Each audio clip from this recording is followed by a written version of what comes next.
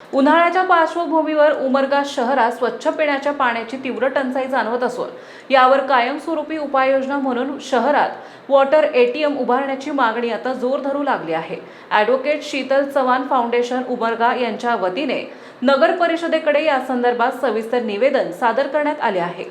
नगराध्यक्ष आणि मुख्याधिकारी यांना देण्यात आलेल्या निवेदनात शहरातील नागरिक आणि प्रवासी आणि ग्रामीण भागातून येणाऱ्या लोकांना भेडसावणाऱ्या पिण्याच्या पाण्याची समस्येकडे लक्ष वेधण्यात आले आहे। उमरगा हे तालुक्याचे प्रमुख प्रशासकीय आणि व्यापारी केंद्र असल्याने दररोज मोठ्या प्रमाणात नागरिकांची वर्दळ असते। विशेषतः बस स्थानक परिसर, बाजारपेठ, शासकीय कार्यालय आणि रुग्णालय परिसर येथे पिण्याच्या पाण्याची सुविधा अपुरी असल्यामुळे नागरिकांना मोठ्या गैरसोयीचा सामना करावा लागत आहे।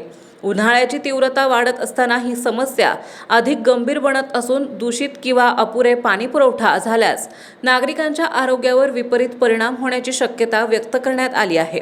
त्यामुळे स्वच्छ, सुरक्षित आणि परवडणाऱ्या दरात पिण्याचे पाणी उपलब्ध करून देण्यासाठी वॉटर एटीएम ही अत्यंत उपयुक्त आणि आधुनिक उपाययोजना असल्याचं फाउंडेशनने नमूद केले आहे।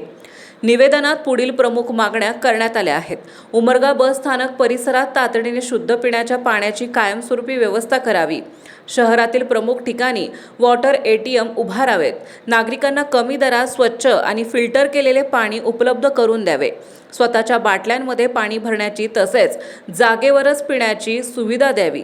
वॉटर एटीएमची नियमित देखभाल, स्वच्छता आणि पाण्याची गुणवत्ता कायम राखण्यासाठी प्रभावी यंत्रणा उभी करावी। फाउंडेशनच्या वतीने असेही नमूद करण्यात आले आहे की स्वच्छ पिण्याचे पाणी हे प्रत्येक नागरिकाची मूलभूत गरज असून याकडे दुर्लक्ष करणे धोकादायक ठरू शकते। त्यामुळे नगर परिषद प्रशासनाने या मागणीची तातडीने दखल घेऊन ठोस कार्यवाही करावी अशी अपेक्षा व्यक्त करण्यात आली आहे।